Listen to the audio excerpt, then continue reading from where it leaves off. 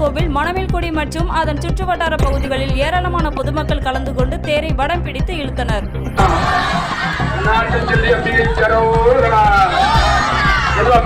தொட்டு போங்க, வடத்தை தொட்டு போங்க, வடத்தை தொட்டு போங்க, வடத்தை செம்பரா புடிச்சுக்கிட்டு வடத்தை தொட்டு போங்க, போதும் வடத்தை தொட்டு போங்க, தொட்டு போங்க. அப்படின்னா இழுக்கதான் வேண்டாம், அமைதி அப்படியே போயிடும். அப்படியே வடை பிரிஞ்சு போட்டு, வடை பிரிஞ்சு போட்டு அமைதியா போட்டு, அமைதியா போட்டு, அமைதியா வரட்டும், அமைதியா வரட்டும்.